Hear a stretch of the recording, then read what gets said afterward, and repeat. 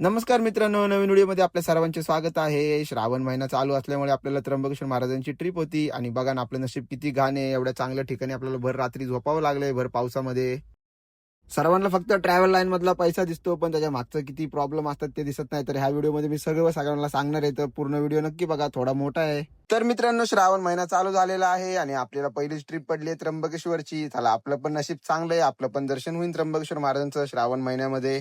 चला तर मित्रांनो, आपण आपल्या ट्रिपला सुरुवात करूया. आता सर्वात प्रथम सीएनजी तर भरणं खूप गरजेचं आहे. आता सीएनजी असेल तर आपण पुढे त्र्यंबकेश्वर महाराजांच्या दर्शनासाठी जाऊ शकतो. त्याच्यामुळे सर्वात प्रथम आपण सीएनजी भरून घेतलाय चाकणमध्ये. एकदा काय आपली गाडी सीएनजी फुल झाली की आपण काय थांबत नसतोय, म्हणून झटपट पुणे नाशिक हायवेला लागलेलो आहे. मस्त मोकळा हायवे होता, त्याच्यामुळे काय वाटलं नाही. आणि बघा ना, वातावरण किती मस्त झालेलं आहे, एक नंबर वातावरण. थोडंसं पुढे गेल्यावर नाश्त्यासाठी थांबलो होतो घाटामध्ये, तर तिथे थोडेसे पुढे गेल्यावर माझे जुने मित्र भेटले मला. बघा किती मस्त आहे दिसायला, पांढरे शुभ्र मित्र आहेत आपले, एकदम गोरे गोरे. पोट भरून नाश्ता केलेला आहे आपण आणि आता आपण परत लागलोय नाशिक हायवेला. बघा ना किती मस्त वातावरण झालेलं, पूर्ण हायवेला असली मजा येते ना गाडी चालवायला, वातावरण एक नंबर आहे. परत एकदा आपण सीएनजी ला टॉपअप मारण्यासाठी थांबलेलो आहे, कारण की त्र्यंबकेश्वरला जायचं आपल्याला. नाशिकमध्ये सीएनजी लवकर मिळत नाही, एक नंबर जागी लोकेशन बनवलंय. थोड्याच वेळात आपण बी नाशिक शहरामध्ये पोहोचलेलो आहे. तसं तर मी खूप वेळा नाशिकला आलेलो आहे, पण यावेळेस रस्त्यांची हालत खूपच बेकार होती भाई.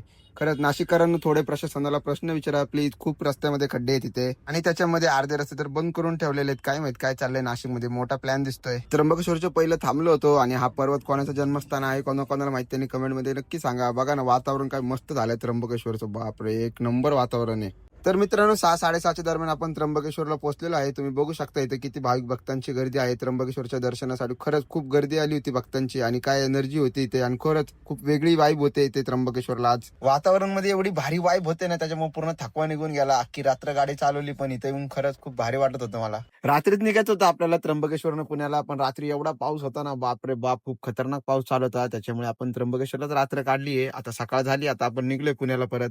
जाताना काय आपल्याला बुकिंग भेटलं नाही परत, त्याच्यामुळे आपण गाडी लावली आता डायरेक्ट द्वारका चौकामध्ये. द्वारका चौकातनं सीटं भरायची आणि मस्त निघायचं आपलं पुण्याकडे.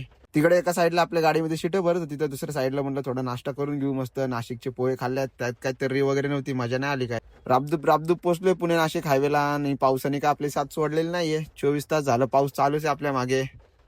दुपारची 2-2:30च्या दरम्यान आपण पोहोचले आपल्या घराकडे, आणि हा आमच्या घरापासला रोड. इथे 24 तास ट्रॅफिक, काय माहित काय इथे दलिंद्रीच लागलेली आमच्या मागे. दिवसभर रात्रभर बी ट्रॅफिक असतं इकडे. चला तर मित्रांनो, भेटूया नेक्स्ट व्हिडिओ मध्ये. Bye bye.